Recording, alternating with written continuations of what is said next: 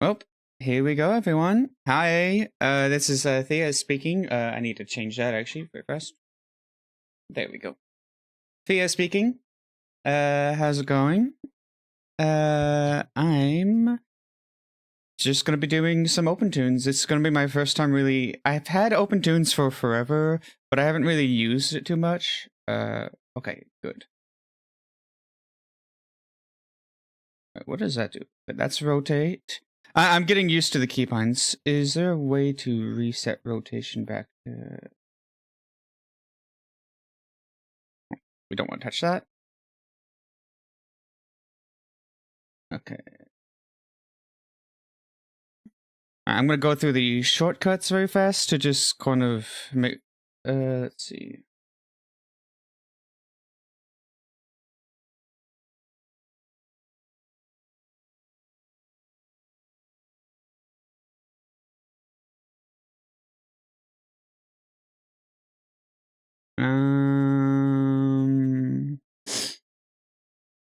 Let me double check that very fast. One moment.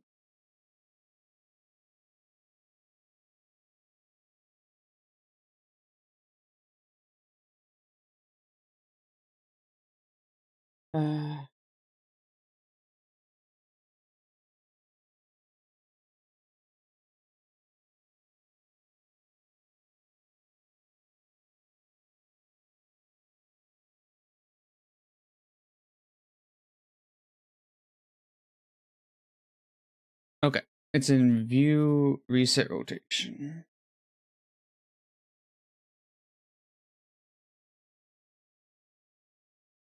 No?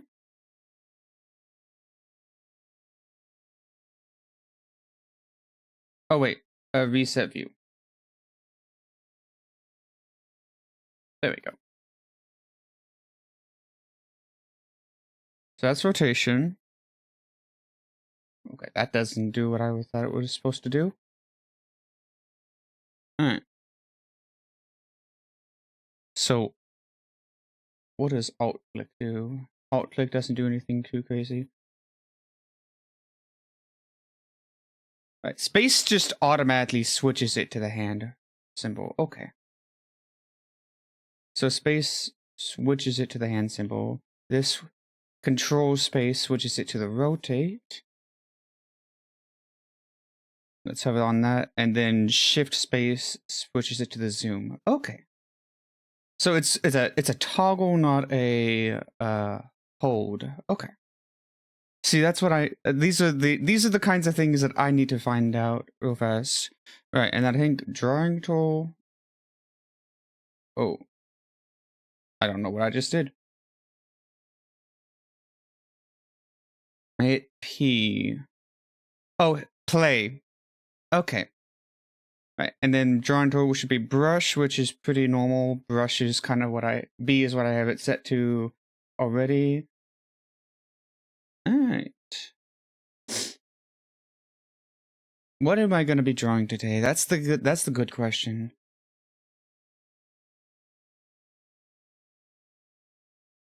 Alright. And then we go boop. Zoom in.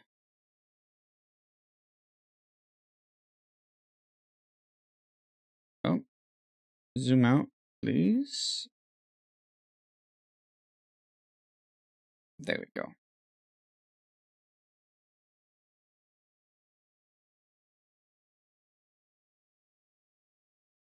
Okay, it has stabilization already put in.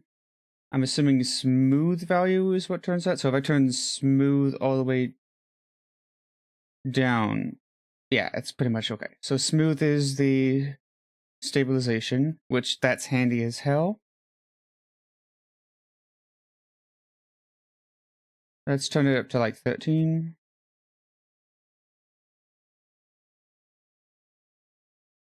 Alright, pressure seems to be working fine.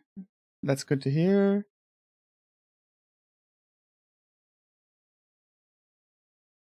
Oh,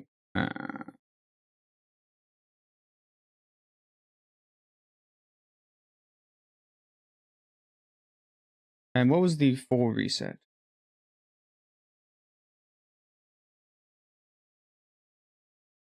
Alt 0, which will reset everything to center, which is handy, but not too handy for me since I have a notes panel over here. All right. One of the things I had to quickly adjust early on was the let's zoom out just a little bit.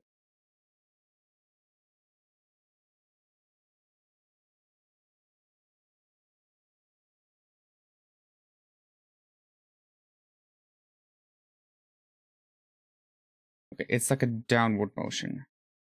I'm trying to get used to the zoom.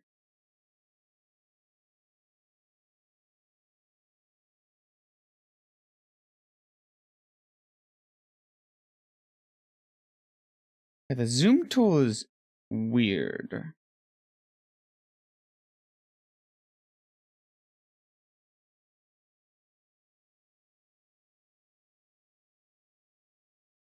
Okay. I'm just gonna zoom out just a little bit more.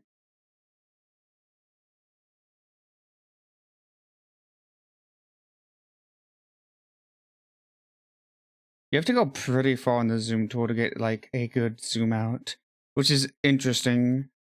I think the zoom tool does go based off of, yeah, it goes off where you point at. The thing that's throwing me off is that the zoom tool has a much more sensitive zoom in than it does have a zoom out. Like the zoom out is basically non-existent.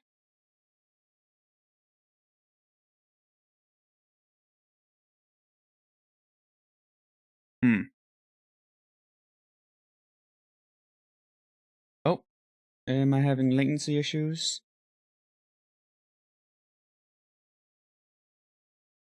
Okay, slight latency loss.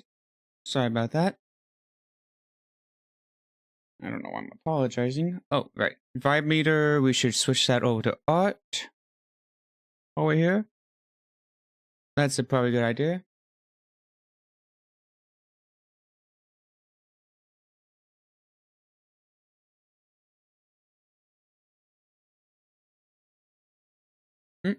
Hey, Code. How's it going? All right.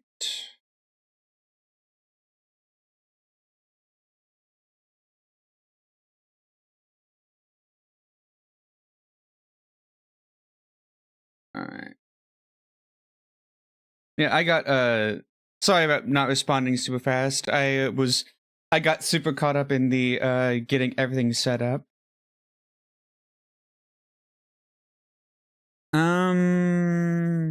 What am I feeling on the framing? I don't know if I like the color purple.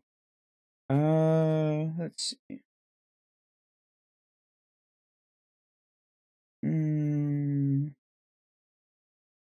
I do like this feature where I can kind of. All right, this one I'm gonna go full grayscale on. Play that out. So if we scroll down over here, this should be that, and that should be that. That's perfect for me. I do like this palette level. Palette level was actually pretty nice.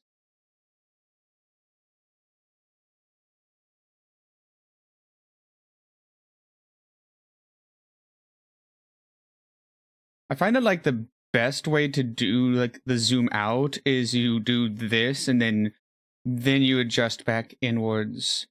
Because it's more sensitive on the zoom in. I found that that's the my nose is super nasally and congested right now. Fuck. I'm sorry if you hear me sniffle. That's like, it's just cold. It is just cold as hell.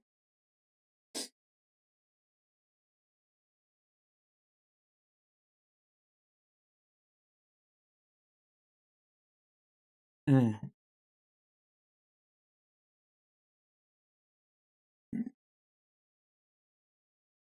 Oh god. Alright. Sorry, just trying to breathe. I have a new medication for gas related stuff. Well, not gas related. Anyways, it causes gas. So sometimes I have to like catch my breath for a little bit. It's not though it's been really effective so far, so I'm actually kind of hopeful for this medication.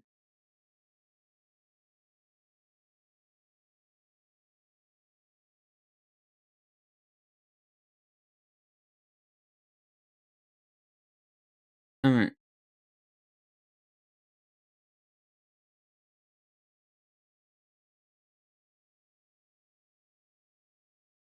I don't think I need to have any I don't think I'm gonna be doing anything else in the foreground, so the foreground will just be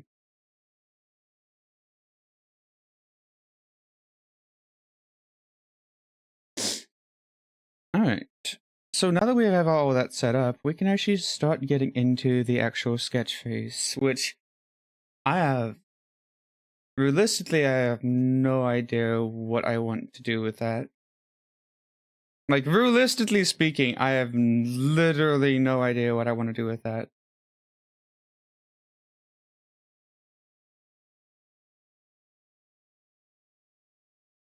Mm, do we make a basic animation first off to like test it out? Like what was the thought process here?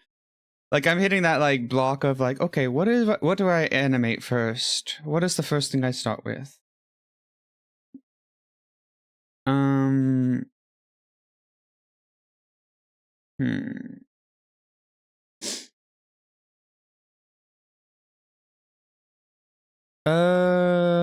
Because I was gonna do like an intro thing, but now I'm like, you know what? Let's do like just a simple thing.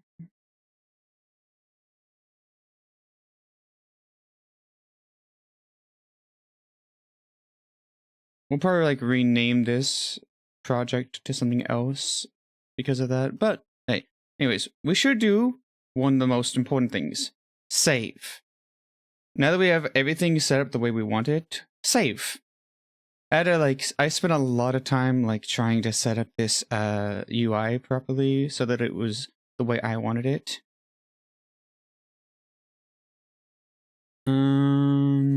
Alright.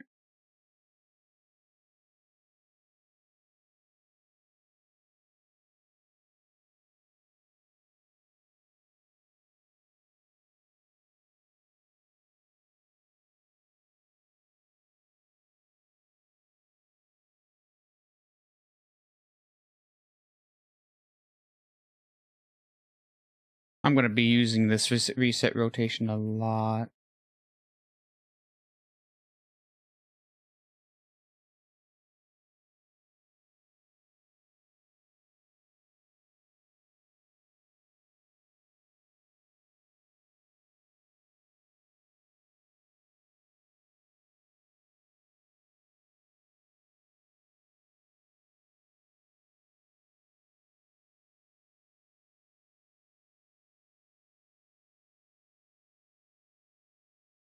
Like that.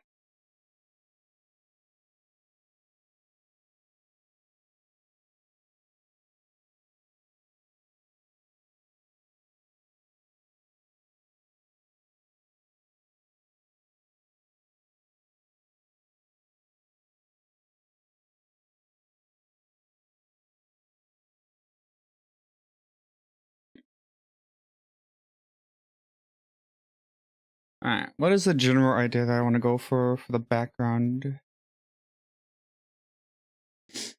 I could try that actually. Um,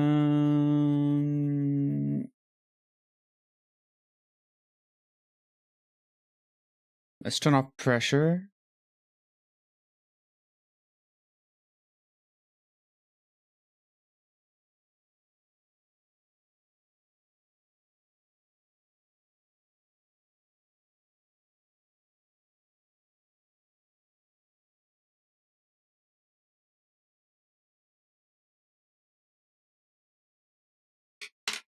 Uh, hmm.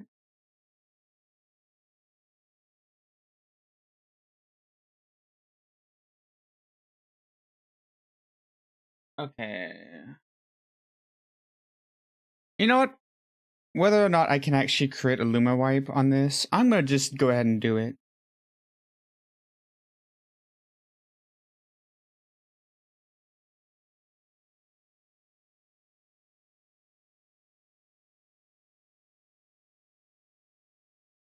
Alright.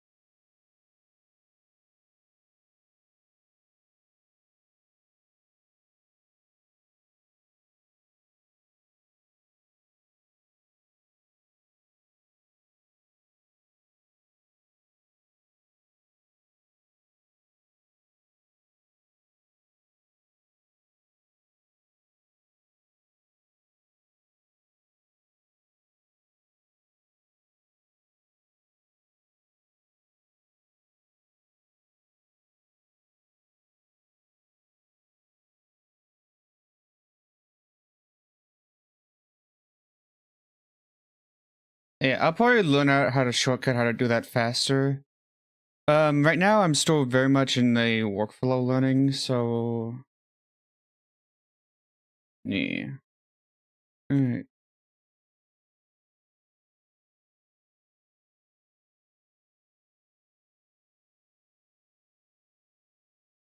Alright. Now that we have this set up, I'm actually gonna let's see, what does the drawing one look like? That's what the drawing one looks like. Okay.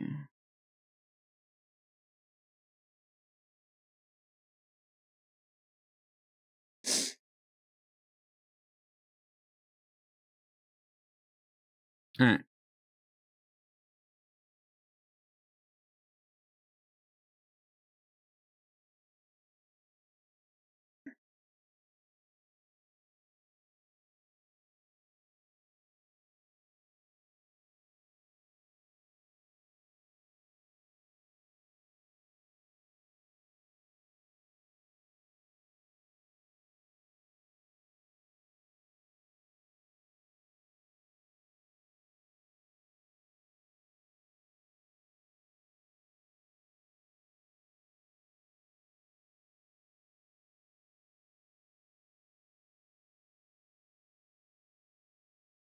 Alright.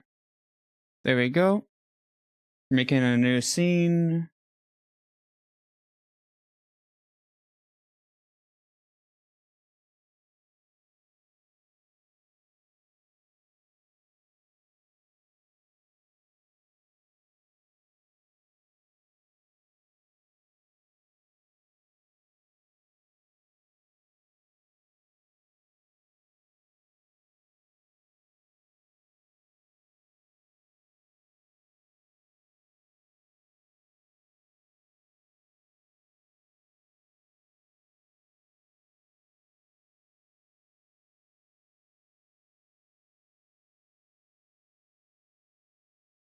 Alright.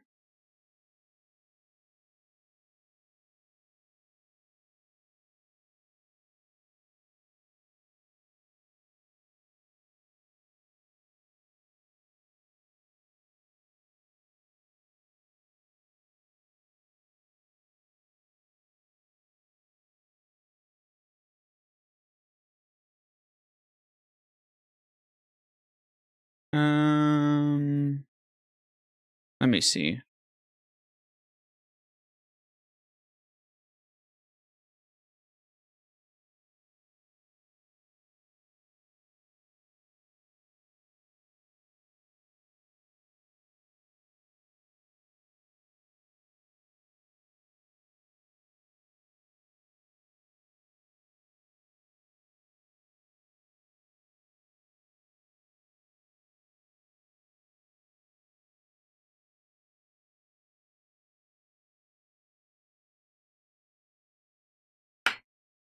Now there is an option. There is a way to work with that.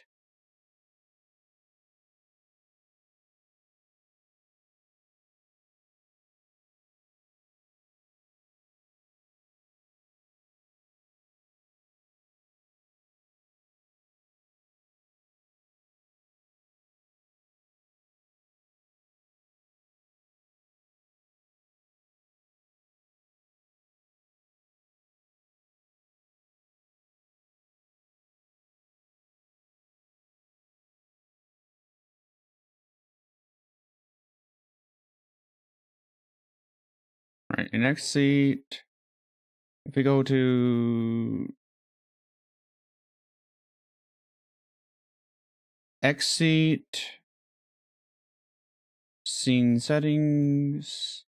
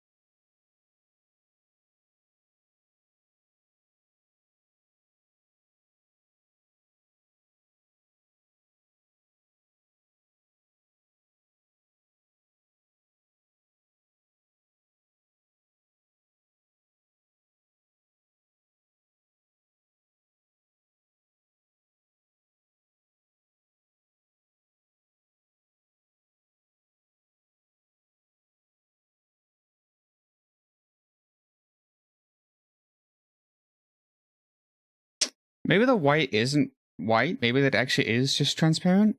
I will find that out.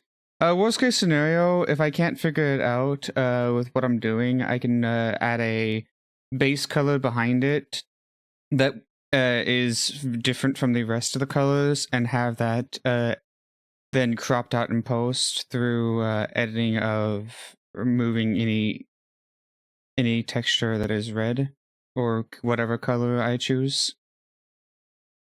Alright. Yeah, that's fine.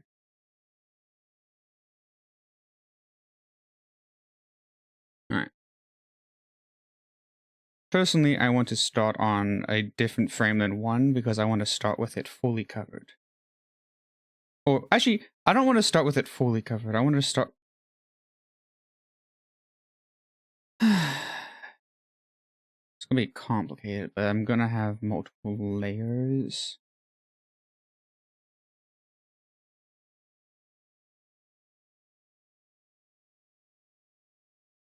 That move independently of each other. So I'm going to start on a frame away from this. And then we can move on with that. Okay, what is my thought process here? Alright. 24 frames per second. So probably like frame 25 is when... About 1 second in is when it should be fully covered. And then it should swap. Okay. So, create a new raster layer. We'll just let this do its thing. Let's call it C, and we'll move on. Alright. Pressure is off. And the reason why is... Let's set the sizing to 15. I think 15 is a good size to go with. And we're going to hit the smoothest pretty high up on this one since we're making clouds.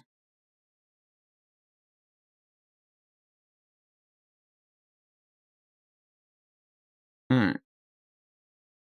The smoothness might be a bit too high, honestly.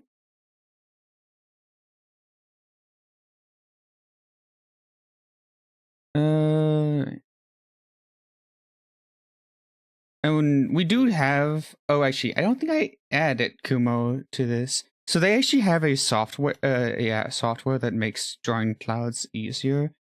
But I'm not going to use that. I'm going to be... Because my clouds are going to be very stylized.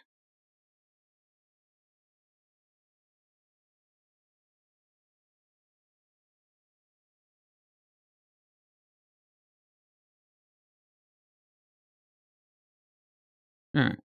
Mm.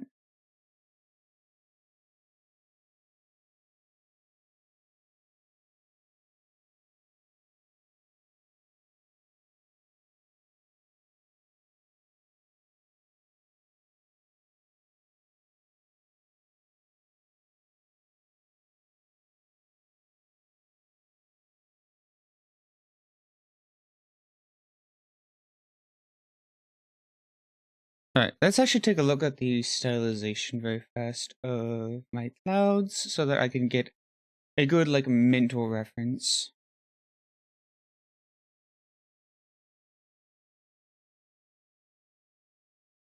Alright.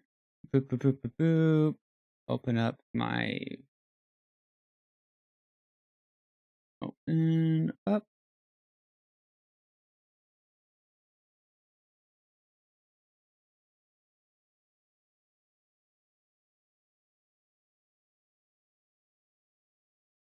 Alright. Give me one moment to pull this up, and then I can get right back to you guys.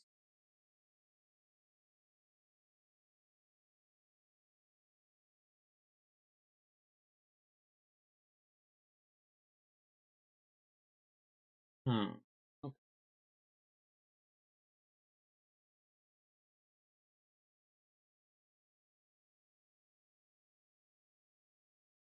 Alright. How do I want to do that?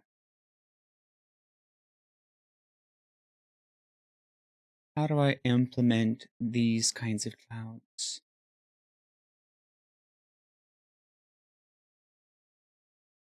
Honestly, this might be a pressure situation. Alright. So I'm going to turn smoothness down and turn maximum size up. Alright, I'm going to go back.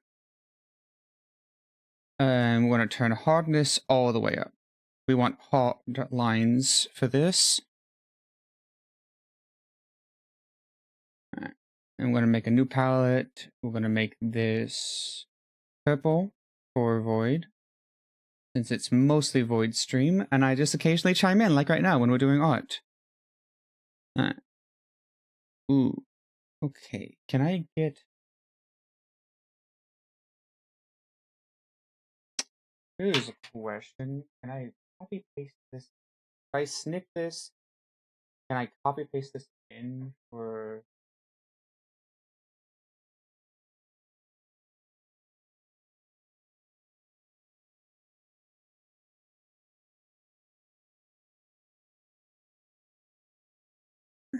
Alright.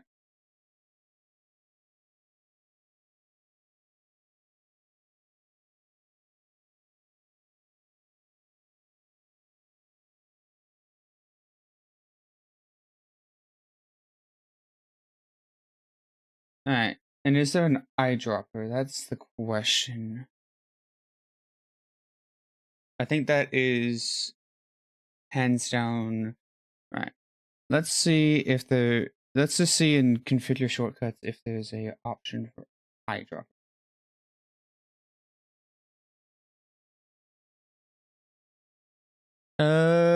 Let me double check Opentoonz documentation very fast to see if there's an eyedropper. So I'm going to look away from the chat for just a moment, everyone.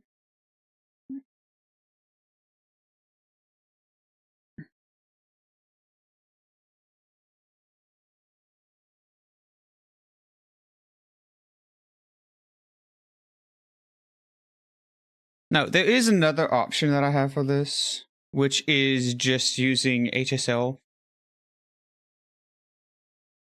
Because I have a way to convert this to HSL. Or I have a way to convert to RGB technically, but...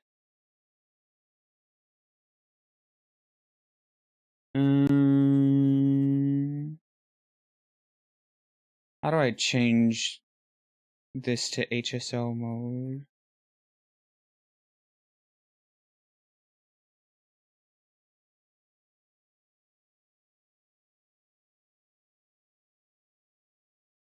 Oh, there it is.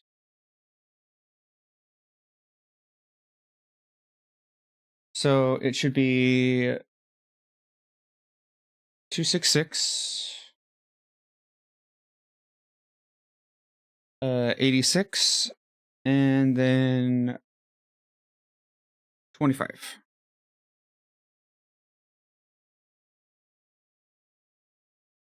Okay. So we can actually fully delete that little sneak peek of our VTuber model. Oh my god, you got the very tip of an ear for my VTuber model. Oh no, whatever shall I do? Alright. Alright, and that's the...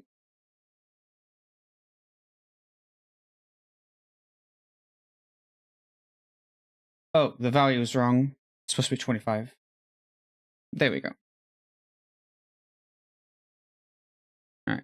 And then while we're at it, we're gonna also get the other value pasted in.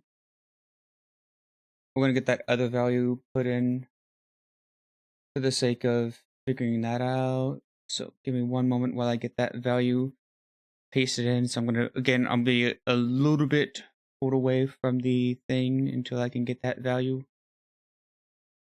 Alright, give me one moment. And that value is...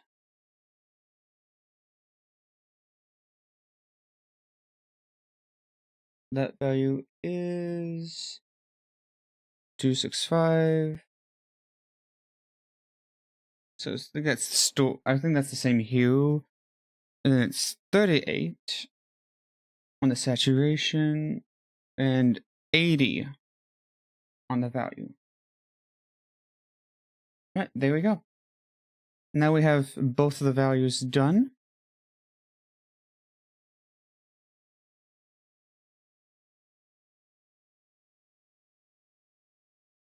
I probably rotated it.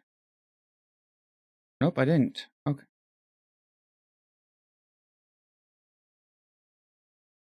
I'm not sure if they said toke or toki. I think they said toke, which I don't know what that is.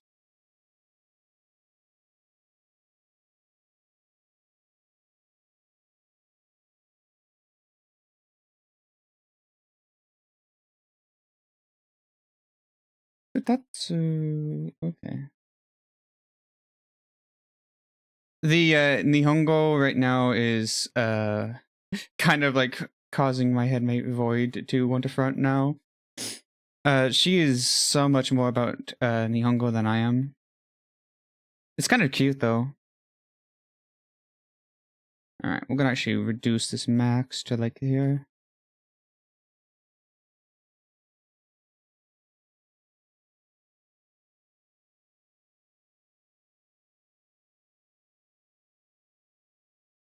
I find that this tends to be my preferred method to making clouds anyways. Like putting the shape in.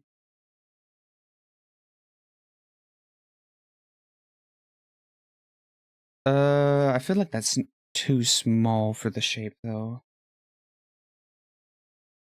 What's the select one? Is that just S? Oh yeah, it's just S.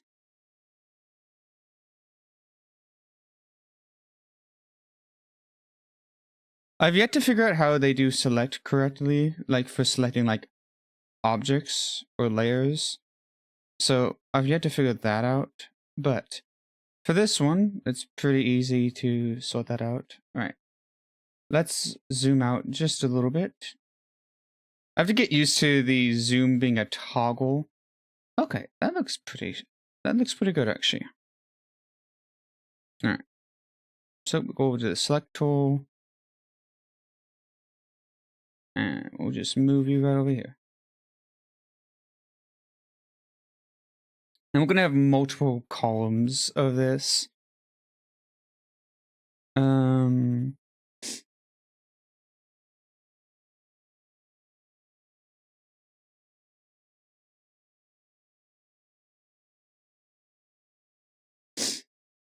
think what I'm gonna do might be I have like an idea of a lazy thing to do.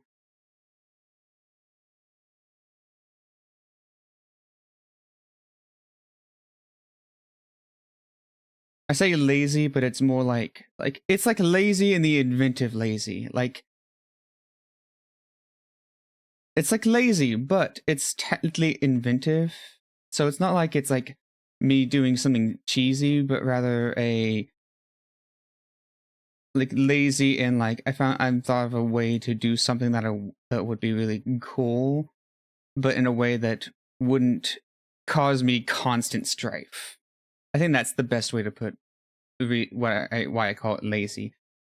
Lazy as in it won't cause me to want to tear my hair out trying to figure out how to set it up on an application I'm still very new on. Yeah. Essentially, we're just silhouetting everything right now. Right now, we're just making silhouettes for clouds.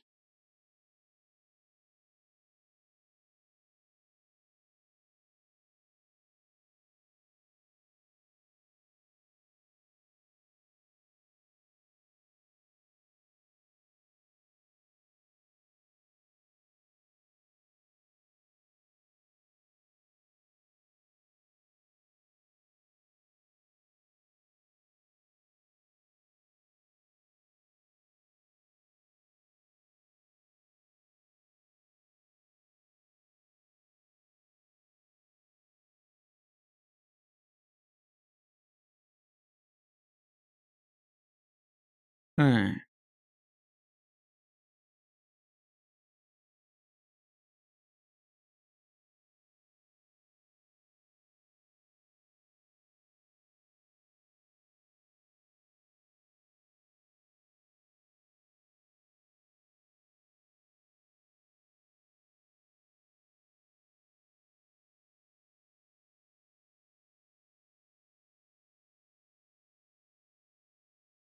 Oh, and it just crashed. Opentoonz just crashed. Ooh. Let's hope that saved.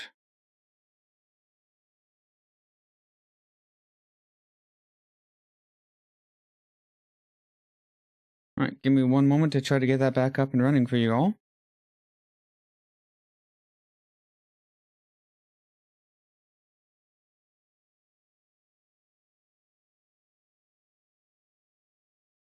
Okay, so that lost a lot. We lost a lot on that.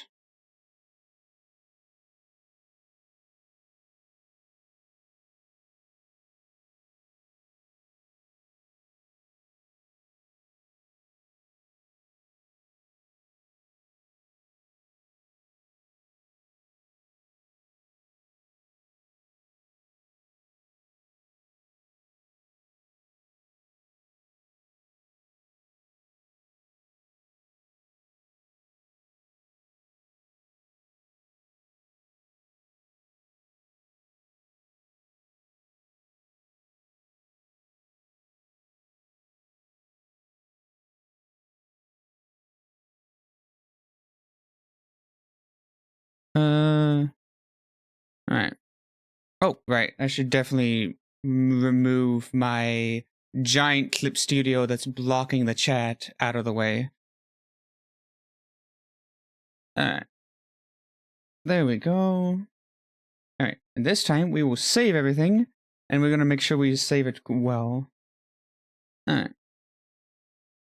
Anyways, we'll go back to 12. Thankfully, we didn't have too much loss, but... Oh, right. I'm going to have to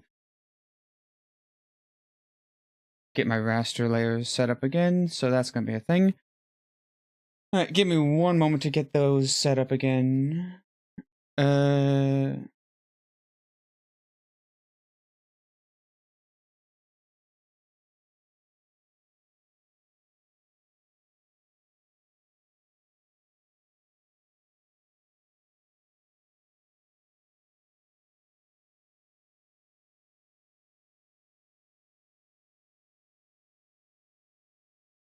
give me one moment to set that up.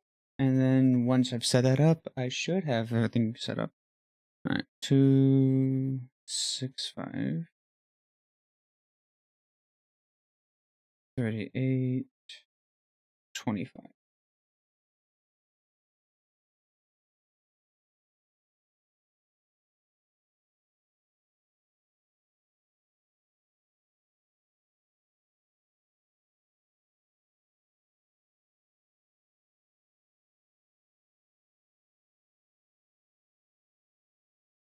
Right, and we're just gonna go to color history.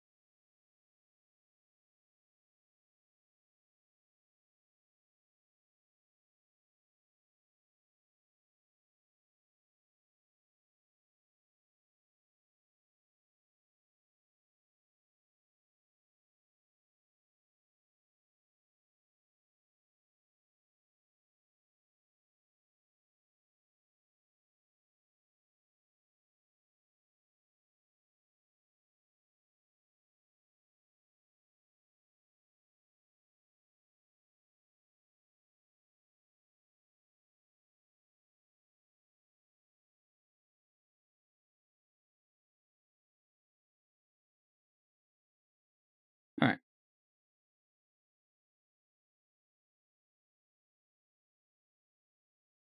Okay, and there we go.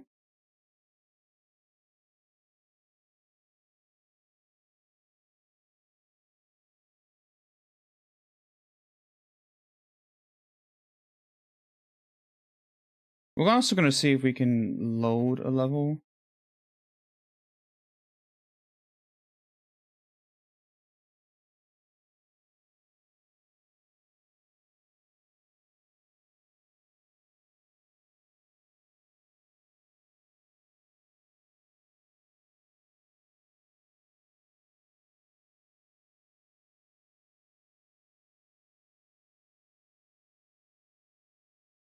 I'm trying to see if any of these levels here are the ones that we had, but I don't. Doesn't seem like it. Oh, D was the one.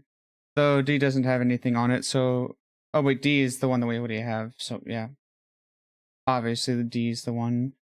All right. Anyways, no harm done. We didn't lose too much of our time. All right, turn smoothness honestly pretty much off, and max up to like.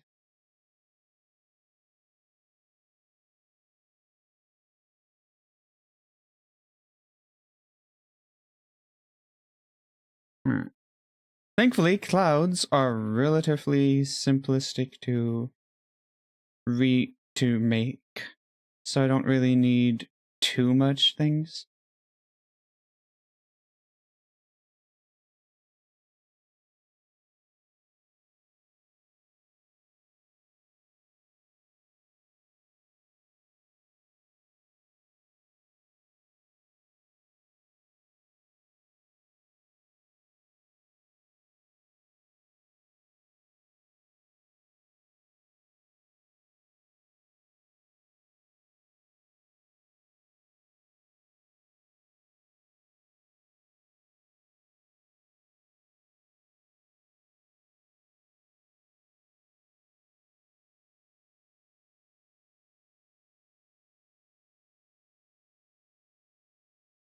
All right.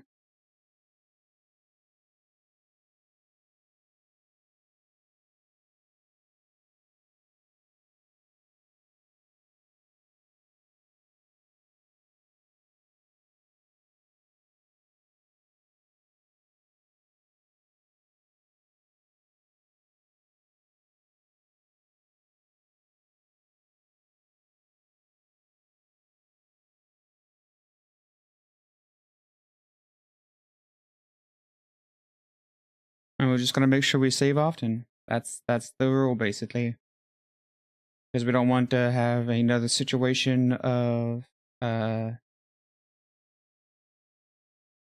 So for reference, what I'm doing, I'm trying to make a Luma wipe animation.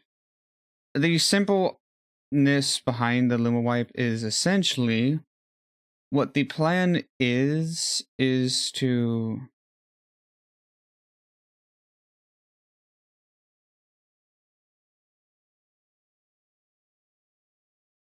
the plan is to have a simple Luma wipe animation that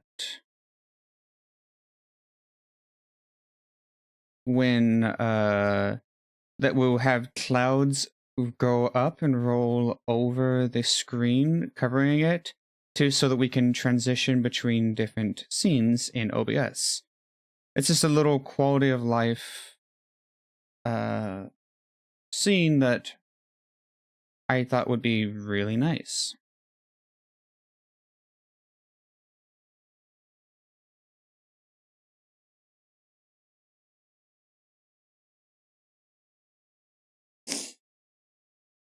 Now, I have no idea how it's going to actually turn out because I'm doing this on a software that I don't know how the transparency works with. So, I'm preparing myself for the worst.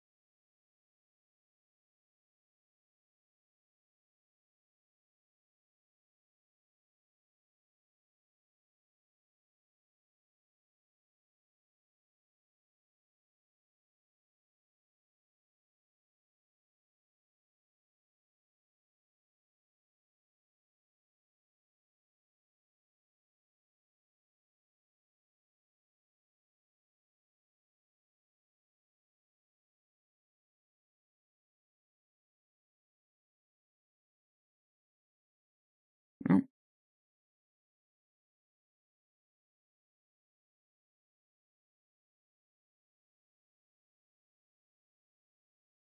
okay. But yeah, no, this is gonna be a very quiet stream because I'm just mostly gonna just be kind of focusing on this. Right now what I'm doing is I'm making so this is gonna, all of these have the plan of having a outline, which is gonna be this color. So we're gonna during this period, we will turn off that and we'll set this to 15 because it will just automatically go to the highest. And we'll start tracing around each and every one of them. So, for example, on this one, we'll just pull out our brush.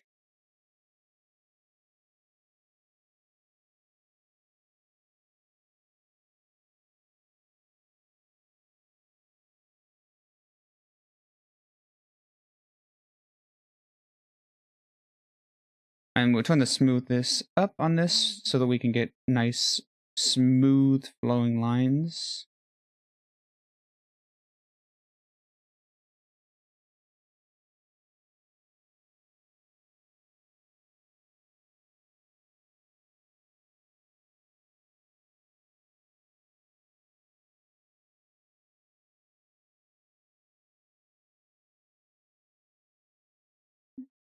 And we'll go over to the eraser. And that's essentially what we'll do for all of this.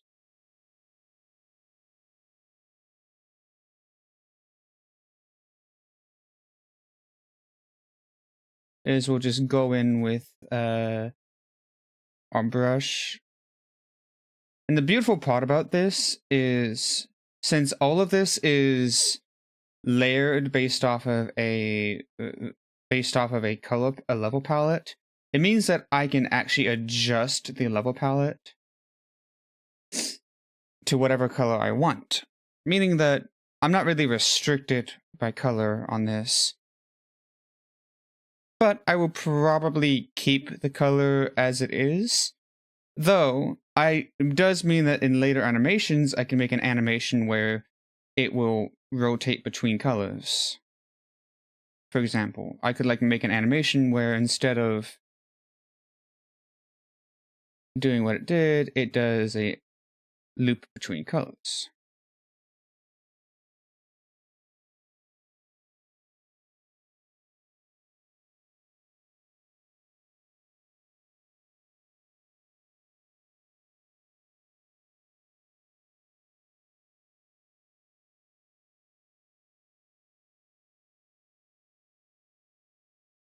And that's kind of the beauty of this, is that I can go in with pretty much whatever I want after the fact to fix any issues or errors. And then go back in with this.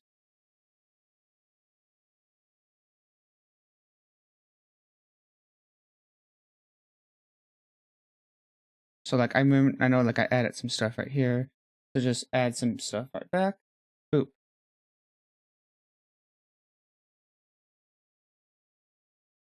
Because essentially all we're doing is just we're creating an outline.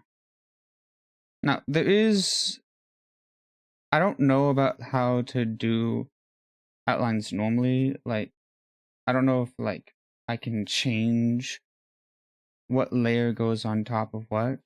I don't know how to like do layering. So everything is going to be one static image for me because I don't know how layering works in Opentoonz.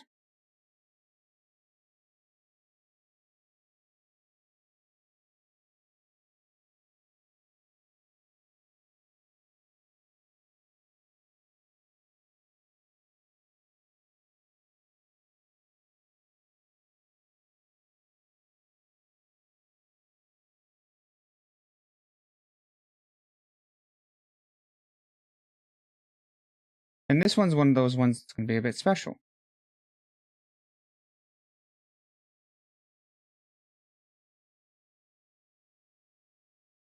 So this one's going to be special because it has another one in close proximity. So this will all be combined into one big thing.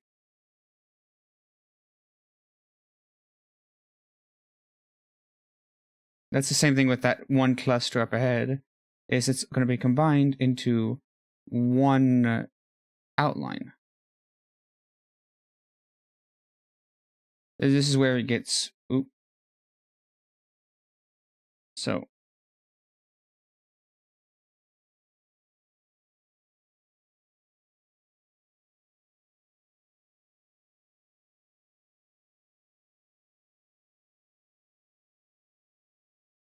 but that's also another reason why if we overfill on any of these clouds, we don't need to worry too much, because this layer, when we're doing it, will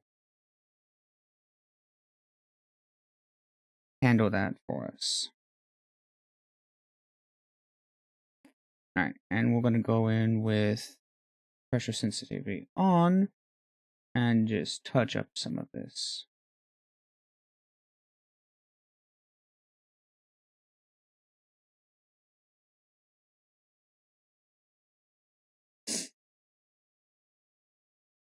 And now we're going to zoom in, because I want to get some real fine detailed pressure work in on here.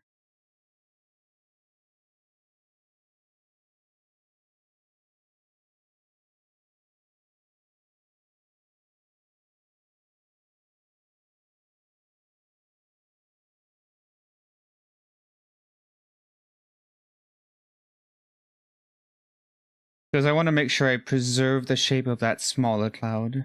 The larger cloud can get a little bit more warped, but the smaller cloud, since it's so small, needs to make sure, I need to make sure that that one doesn't get warped as much. And we're going to turn the smoothing down for this, just so that we can work a little bit faster with this. The smoothing will slow me down because it just goes slower.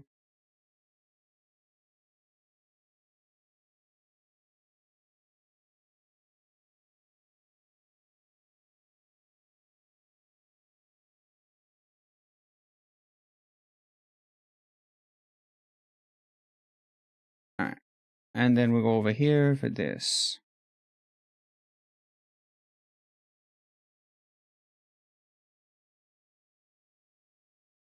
This is just touching up cloud as we already did, just to make it a little bit more pronounced. We don't need to do too much work with that, but that's essentially how that's going to go. It's going to be a fill layer, and then we are going to, and that's going to be what it is. It's going to be a fill layer, and then boop.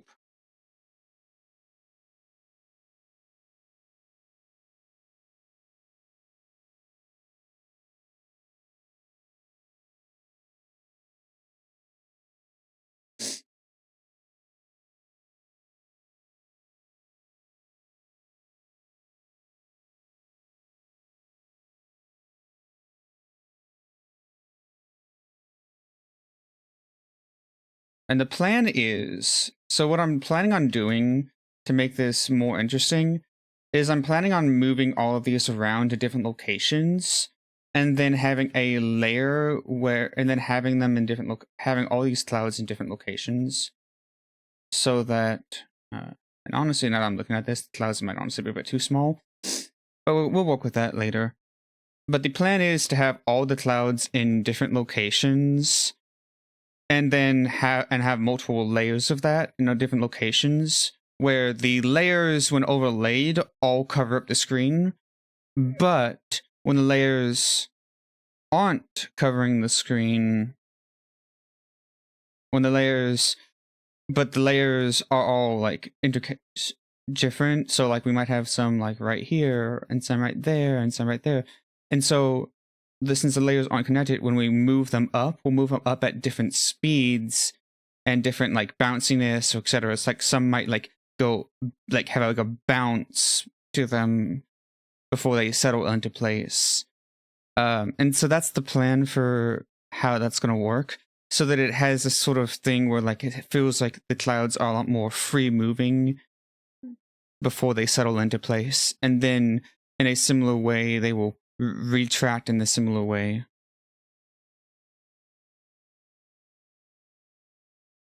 Yeah, it's just a cute little thought process, and I'm really excited about seeing how it turns out.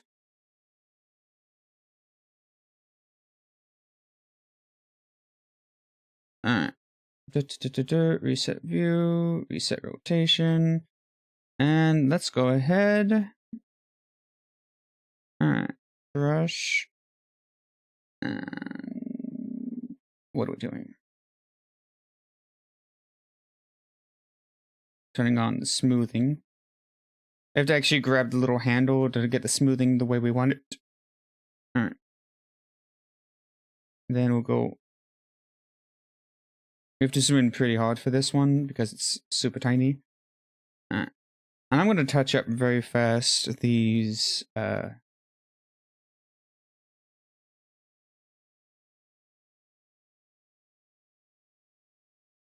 parts that have like little spots in them.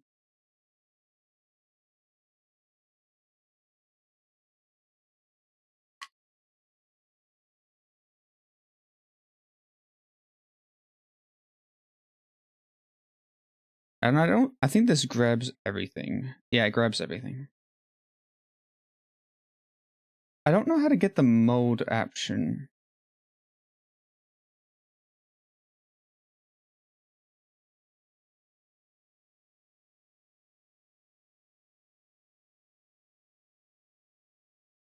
Hmm.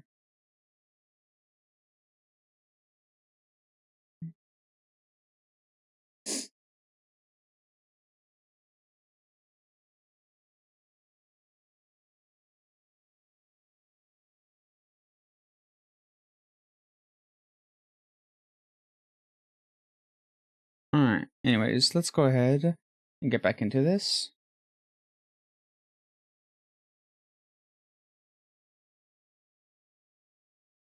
And so what we're doing right now is we're just going in. Also, the smoothing is a little bit too intense for me, so I'm going to turn that back down.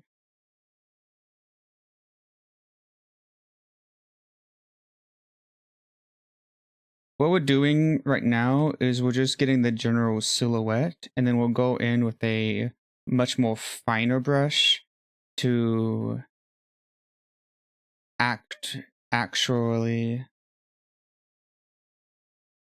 get the texture going the way we want it.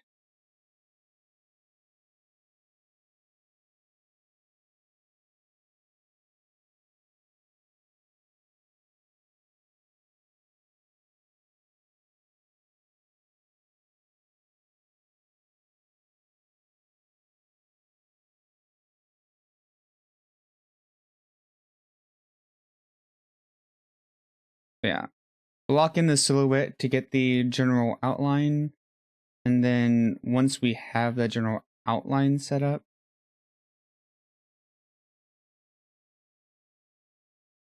that's when we get to do some more spirited stuff.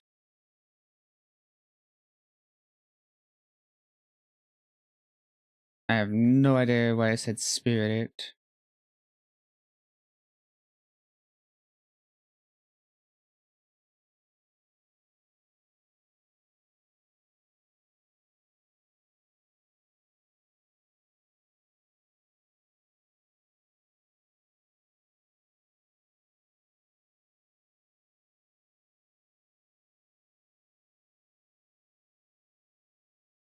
I'm trying to preserve the shape of that. I'm trying to preserve the shape of this cloud a bit better than I am.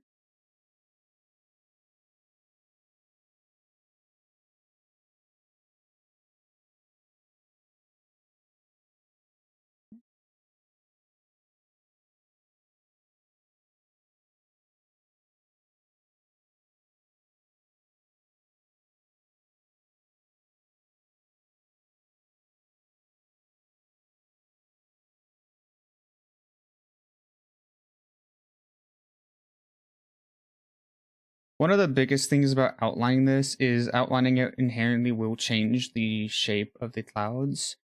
So you have to keep that in mind when you're doing the outline.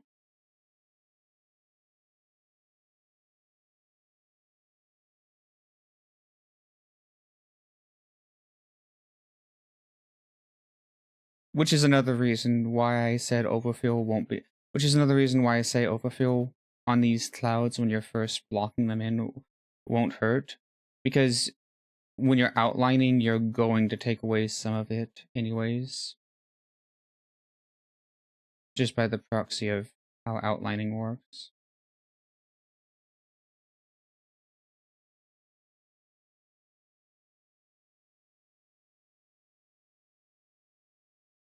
Alright, and we're going to pull this in a little bit. The reason why is that gives a much more dynamic outline. Because that looks a lot more dynamic and a little more living and lifelike. Because, and in my opinion, clouds should have like a somewhat living, moving aspect to it. Like, in my like personal opinion, clouds should feel like they are somewhat alive in like how they're shaped and how they move when you are animating them. Like clouds should have like a lifeness to them. Like yes, they are technically inherently not living entities, but I feel like the silhouettes, the shapes, and how they move should feel very life-like, very natural.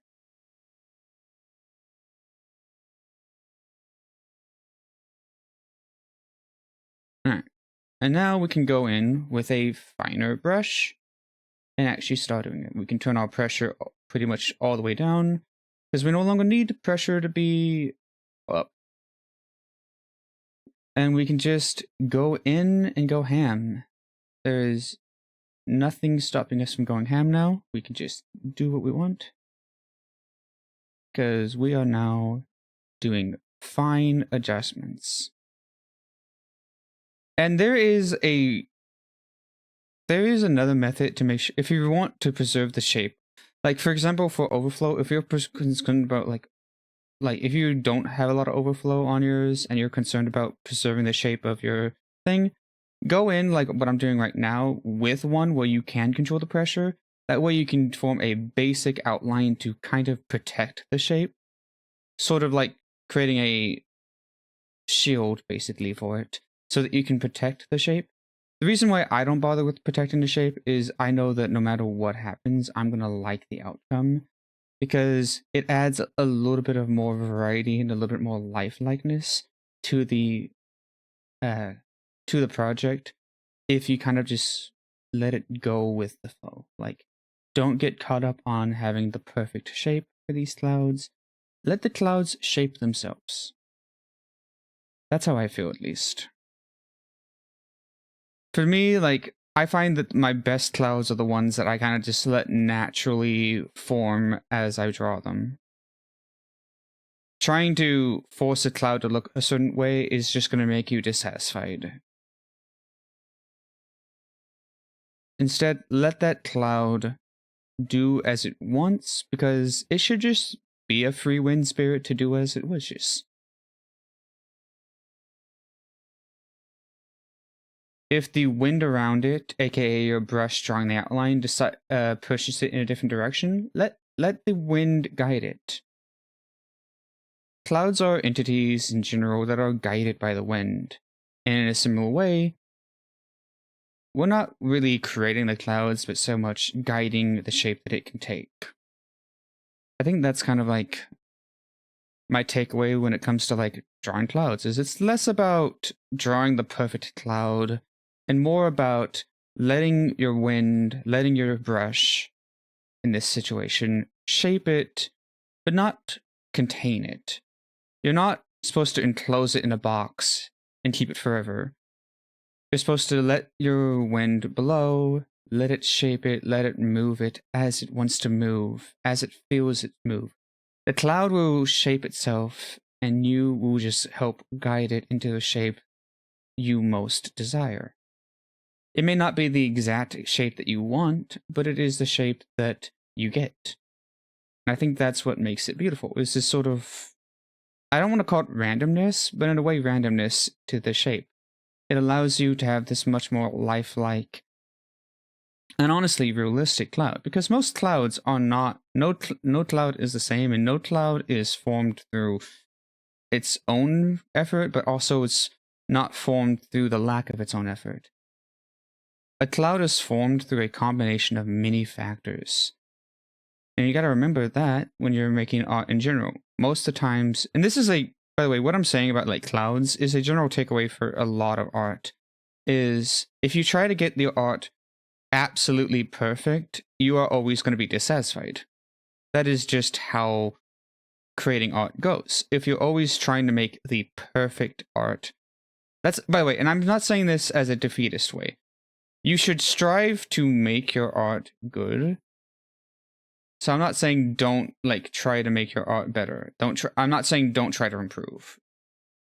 What I'm saying is let the clouds shape itself. Let the art, like if a dot doesn't go exactly the way you want it, if it doesn't go to the exact direction you want, try to like see and look at it at an angle. Is there something about it that is good?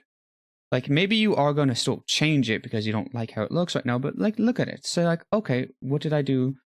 What can I do to reshape this? What can I do to form this in a different way?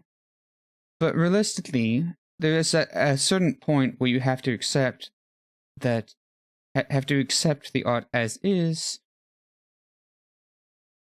and appreciate it as it is. It may not be the art that you always wanted when you first started drawing. It may not be what you first imagined. But I find that, like, with me at least, most of the art pieces I have turn out a little bit different than how I pictured it in my head. That's just how it is. It's nothing bad about that. I don't have to have the art look exactly the same way that it was pictured in my head.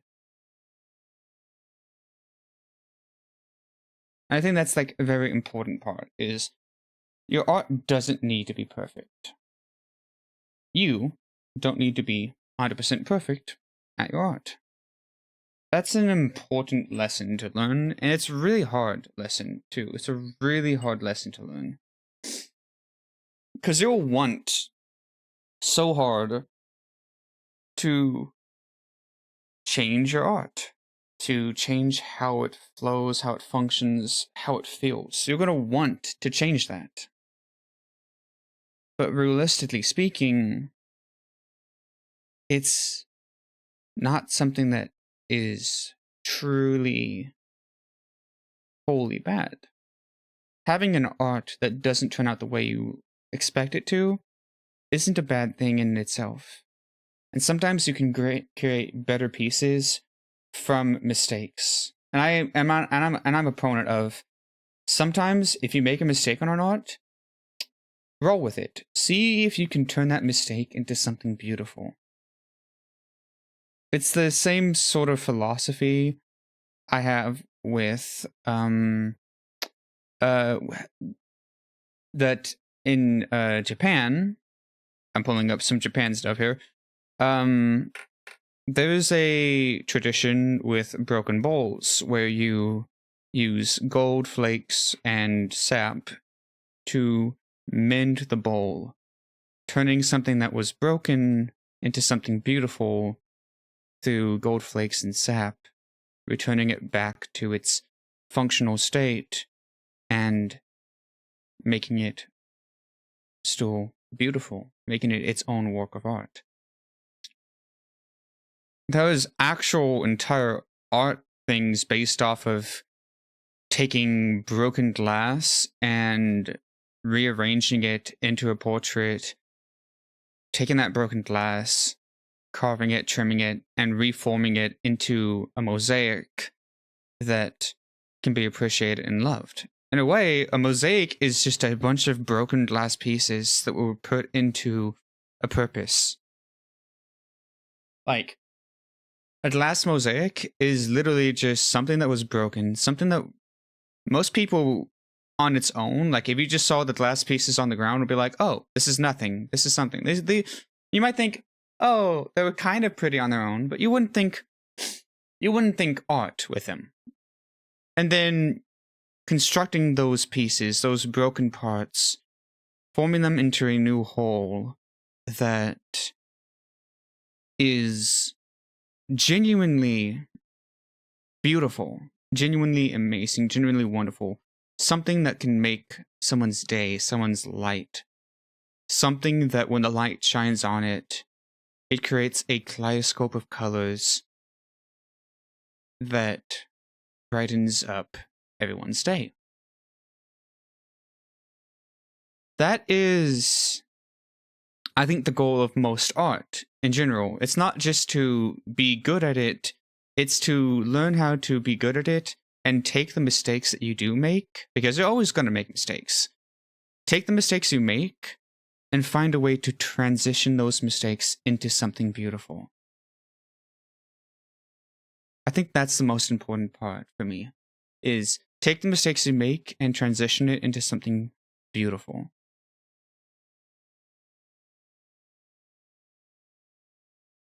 Like, again, as time has passed for me, I've gotten better at working with the mistakes rather than feeling like I have to constantly hit Control Z.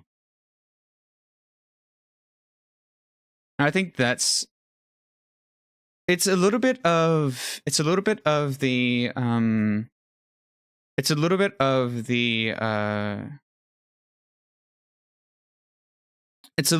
just I've gotten used to it and more confident. And that's kind of the thing. Confidence helps a lot. Developing confidence in your art to know that, hey, like, for example, I know that my art isn't anything to write home about for the most part. Like, it's art. It's not the best art, it's not the most realistic art, but it's my art. And at least I'm doing something with it. I'm not like hating myself for my art, at least not anymore. My art isn't perfect and I'm still striving to improve it every day, but I also feel confident that my art is better than it was before. And as time's gone, I've felt more confident in my strokes.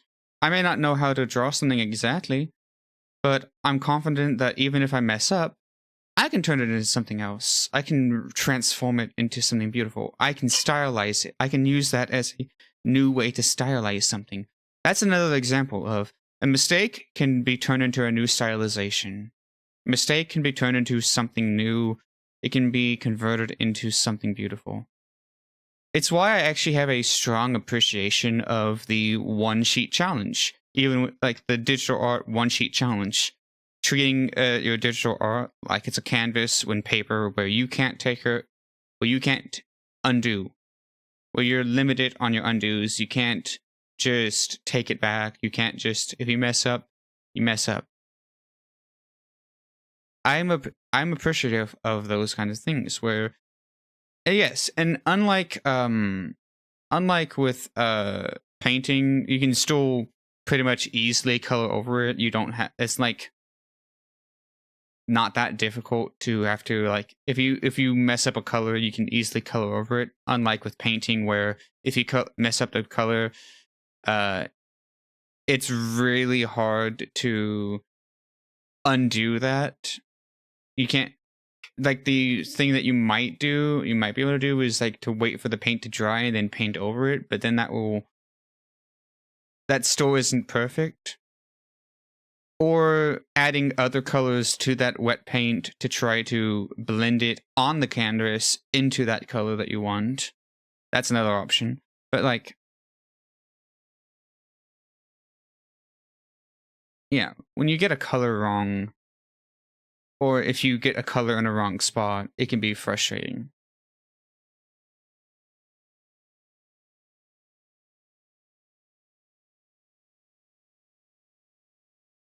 But you can turn those mistakes into something else, into something beautiful. I think that's honestly what makes the difference between like a starter artist who's still trying to figure out their feet, who's still trying to do it, and someone who's maybe not a professional artist, but at least intermediate. Someone who's able to start to be confident with their strokes, who's able to take the mistakes and turn them into something else, or at least not get frustrated when they have to undo a mistake.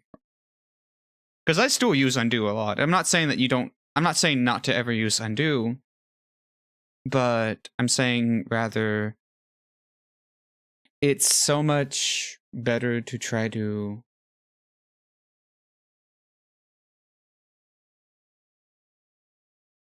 frame things in a specific, it's so much better to be more confident in your strokes, and so much better to work with the flow rather than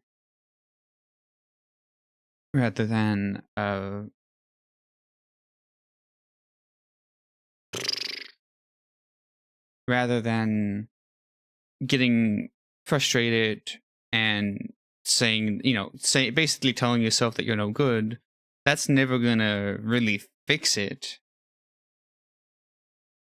Learning to roll with mistakes and transform them is really important.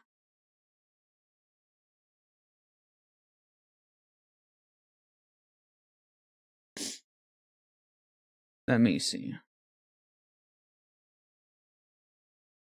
Like, let me see. Let me see.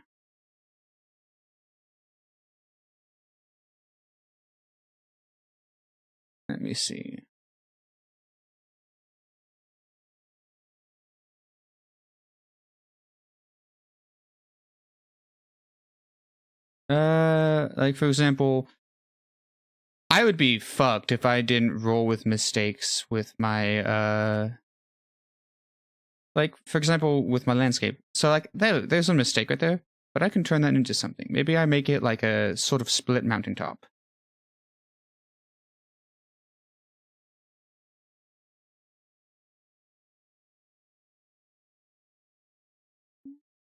And that's like a mistake that I didn't mean to do, but it kind of works.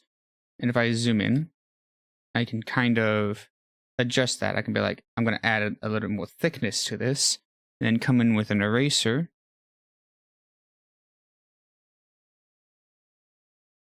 And now I'm going to go back in with a brush.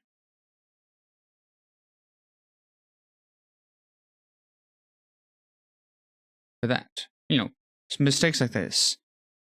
And again, there's no shame in erasing things. There's no shame in messing up a line.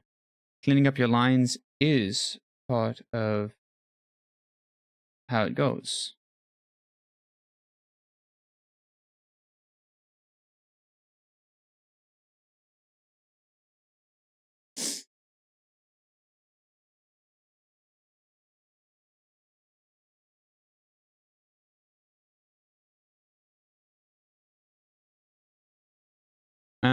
But like, say I make a mistake. Say like I'm like trying to make a face and I do something like this. It's a little bit too pointy, a little bit whatever.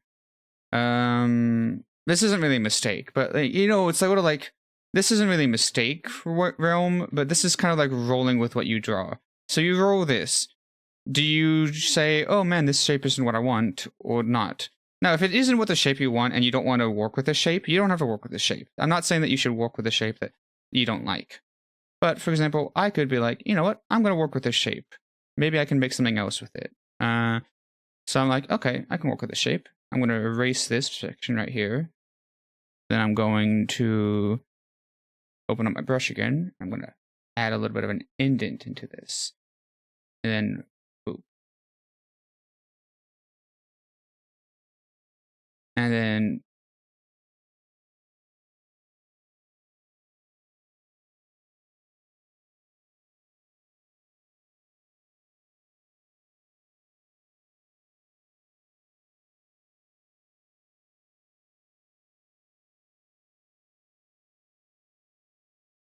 and over here, you know, but it's level of confidence. It's like building up. This is more of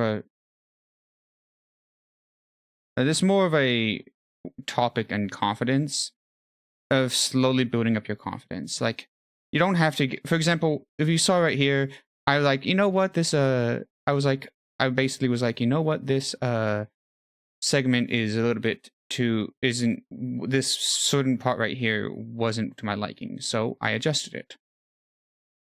And it was pretty simple. It was a pretty simple adjustment. It was like,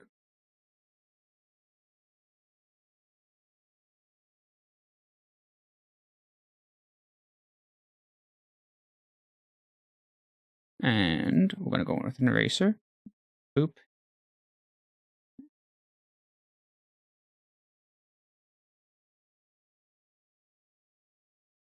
Right. And then go back in with the brush.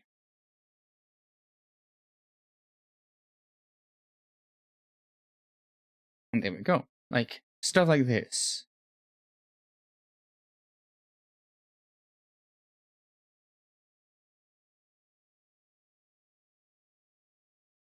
You know.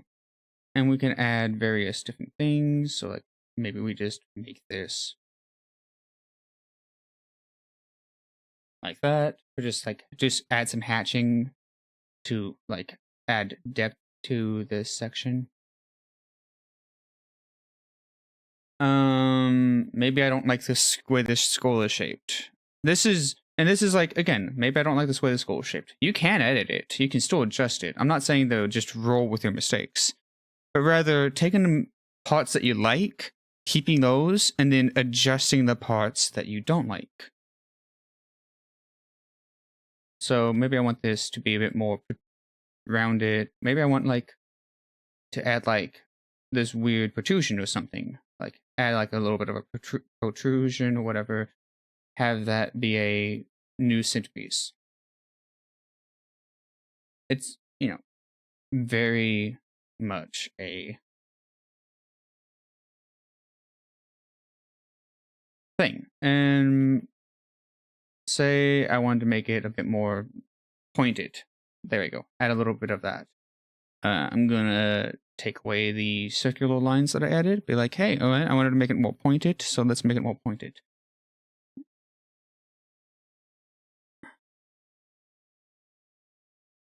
Let's adjust that, and then we try to follow the skull's shape, and there you go.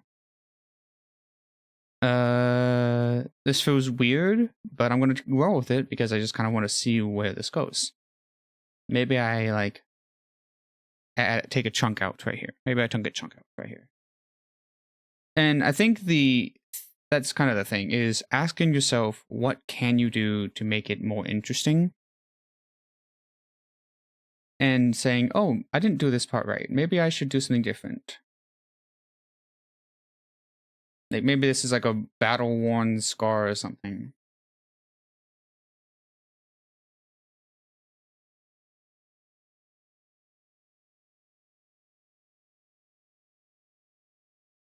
Maybe we make this glow a bit.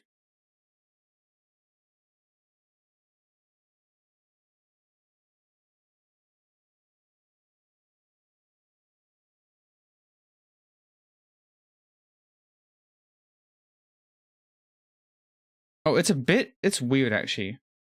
It's a mixture of a toggle and not a toggle.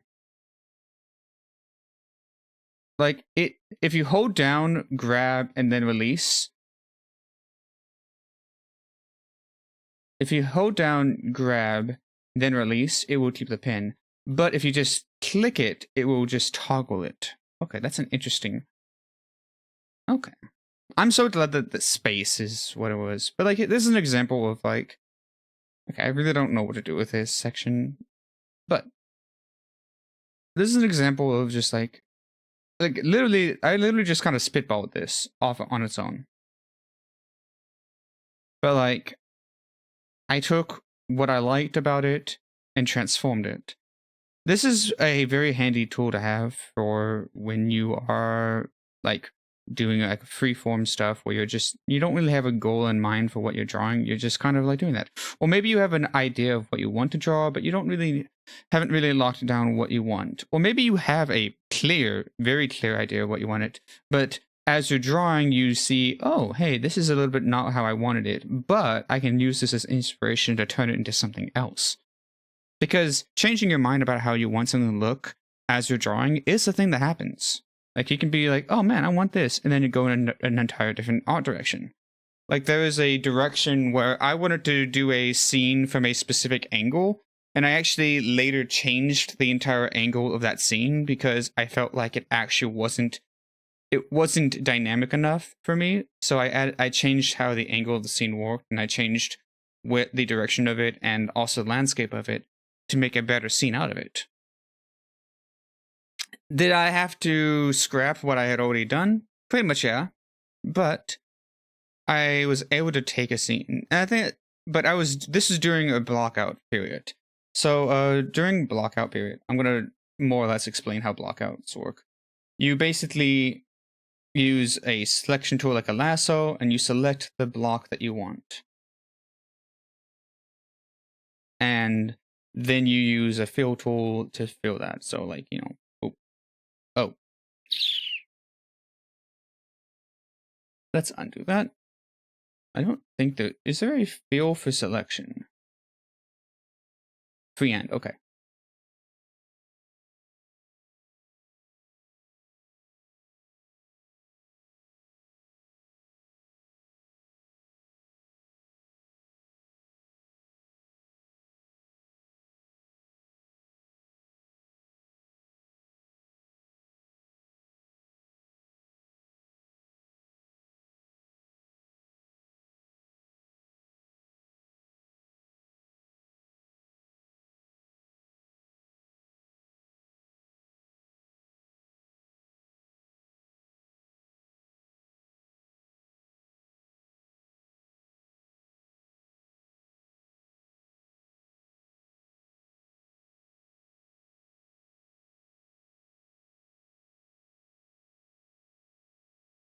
Hmm.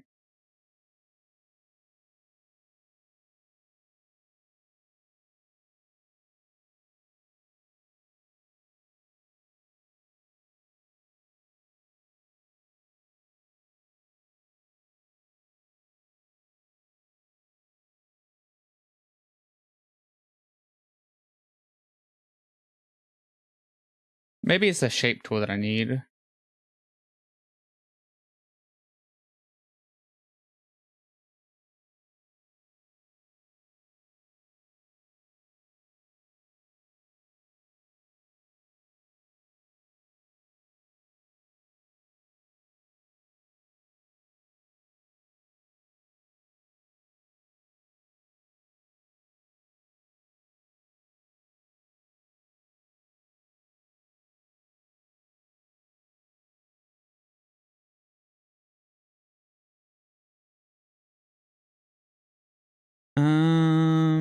Not sure. I'm trying to think about like.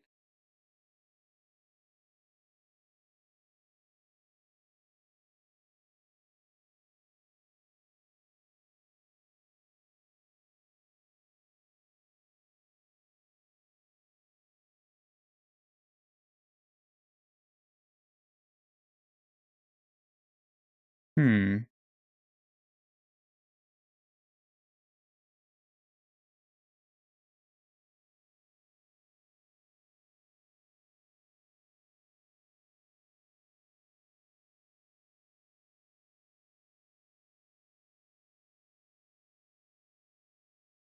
Oh, there was an eyedropper.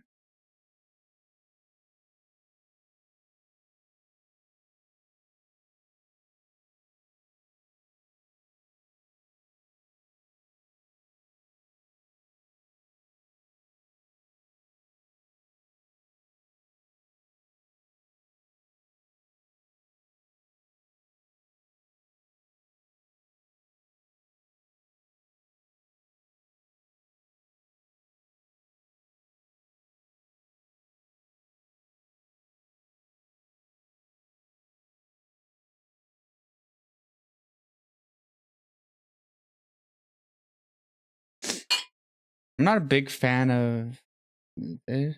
I really want to do like a lasso tool here, but I don't see a way to do that.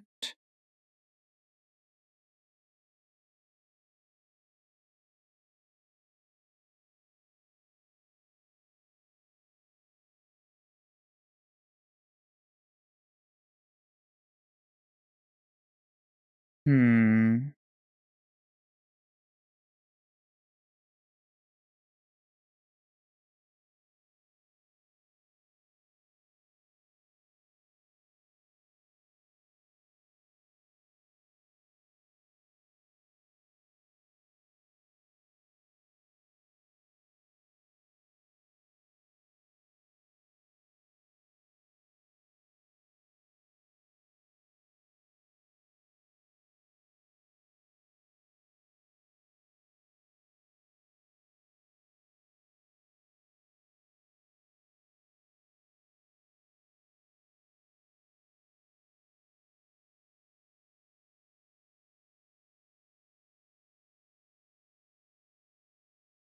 Hmm.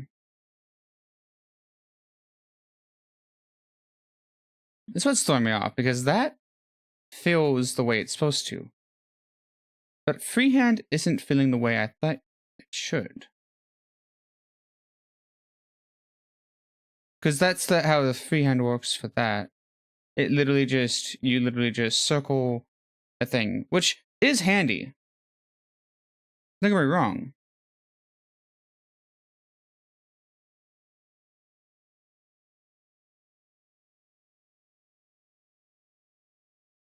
Because then I can do things like this. Then I can create another layer that's red.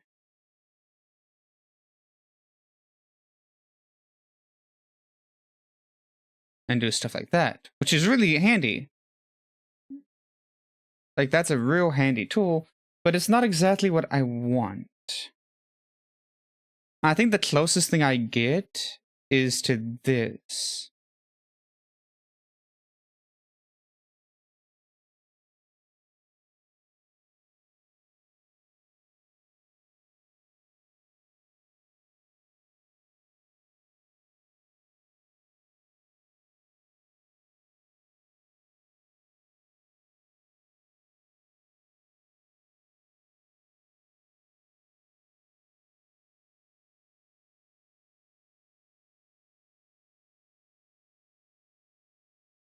And then I can then go in with the fill tool to fill the rest of it out.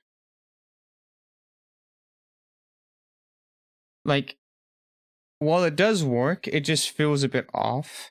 Because I'm so used to using a lasso tool for filling.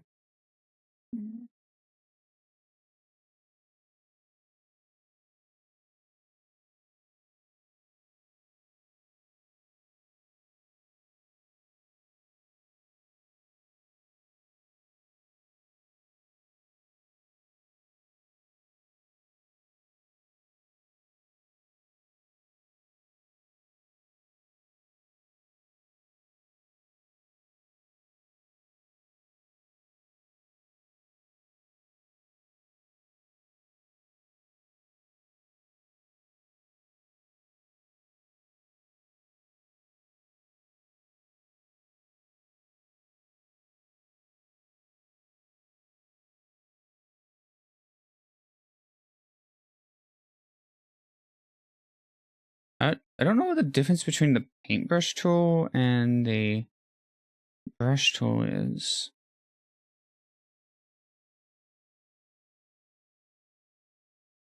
Maybe it's the logging alpha?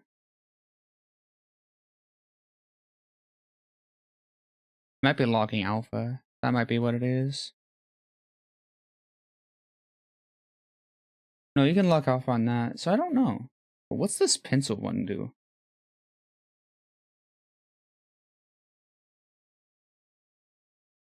Anyways, but yeah, that's an example of that. I'm gonna quickly just mute the mic so I can adjust it back.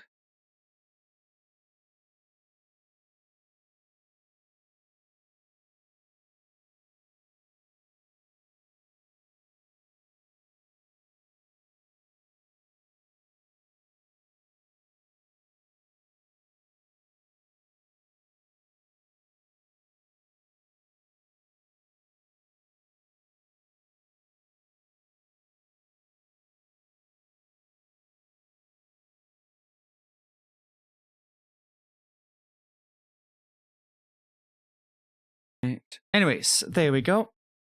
Just had to adjust the mic back into spot. Right, there we go.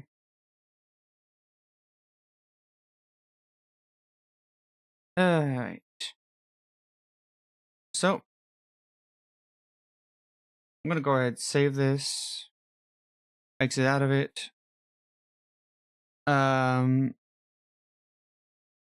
I'm just like feeling a little bit out of the thing, so we'll maybe transition over to something else. I don't know what we'll do though.